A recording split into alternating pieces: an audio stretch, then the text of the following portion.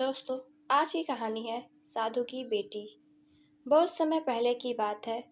एक साधु अपनी पत्नी के साथ नदी के तट पर रहता था। उन दोनों की कोई संतान नहीं थी। उनकी बड़ी इच्छा थी कि कम से कम एक संतान उनके यहाँ जरूर हो। एक दिन साधु जब तपस्या में लीन था, तभी एक चील ने अपने पंजे में फंसी एक चूहिया उसके ऊपर गिरा दी। साधु ने उस चूहिया को घर ले जाने का निश्चय किया, लेकिन उससे पहले उसने उसे एक लड़की में बदल दिया। उस लड़की को देखकर साधु की पत्नी ने पूछा, कौन है ये? इसे कहाँ से लाए हो? साधु ने पत्नी को पूरी बात बताई। उसकी पत्नी बहुत प्रसन्न हुई और वह बोली, तुमने उसे जीवन दिया है, इसीलिए तुम्हें उसके पिता हुए।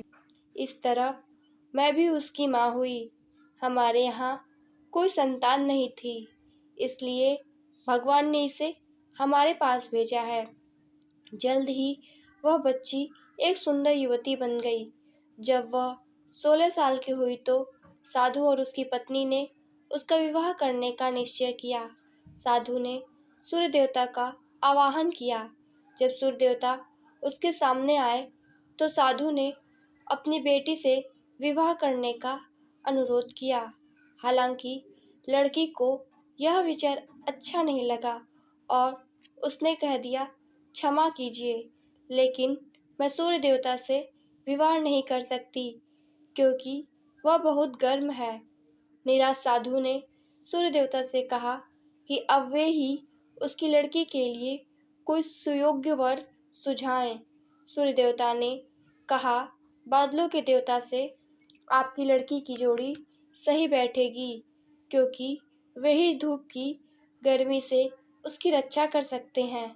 साधु ने अब बादल देवता से उसकी लड़की से विवाह करने का अनुरोध किया। साधु ने अब बादल देवता से अपनी लड़की से विवाह करने का अनुरोध किया। इस बार भी लड़की ने विवाह से इनकार कर दिया और बोली, मैं इस काले व्यक्ति से विवाह नहीं करूंगी। इसके अलावा बादलों की गरज से मुझे डर भी लगता है। साधु फिर से उदास हो गया और उसने बादल देवता से अनुरोध किया कि वे ही कोई सुयोग्य वर सुझाएं। बादल देवता ने कहा, पवन देवता के साथ इसकी जोड़ी अच्छी रहेगी क्योंकि वे आसानी से उसे उड़ा सकते हैं। साधु ने अब पवन देवता से विवाह का अनुरोध किया। इस बार भी लड़की ने विवाह से इनकार कर दिया और बोली, मैं ऐसे अस्थिर व्यक्ति से विवाह नहीं कर सकती जो हर समय यहाँ वहाँ उड़ता रहता हो। साधु काफी परेशान हो गया।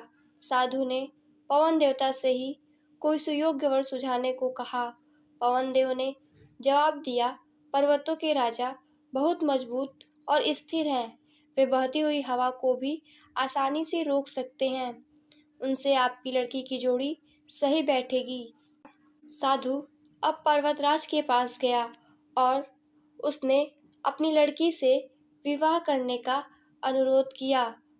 हालांकि इस बार भी लड़की ने विवाह करने से इनकार कर दिया और कहा, मैं ऐसे किसी व्यक्ति से विवाह नहीं कर सकती जो इतना कठोर और ठंडा हो।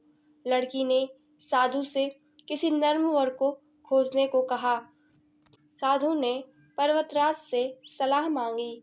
पर्वतराज ने जवाब दिया, किसी चूहे के साथ ही आपकी लड़की की जोड़ी अच्छी रहेगी क्योंकि वह नर्म भी है और आसानी से किसी पर्वत में भी बिल बना सकता है। इस बार लड़की को वर पसंद आ गया। साधु काफी हैरान हुआ और बोला, भाग्य का खेल कितना निराला है। तुम मेरे पास एक चूहिया के रूप में आई थी और मैंने ही तुम्हें लड़की का रूप दिया था। चूहिया के रूप में जन्म लेने के कारण तुम्हारे भाग्य में चूहे से ही विवाह करना लिखा था और वही हुआ। भाग्य में जो लिखा था वही हुआ। साधु ने फिर से प्रार्थना शुरू कर दी और लड़की को दोबारा चूहिया बना दिया। दोस्तों, अगर आप लोगों को यह कहानी अच्छी लगी तो इस वीडियो को लाइक और सब्सक्राइब करें। धन्यवाद।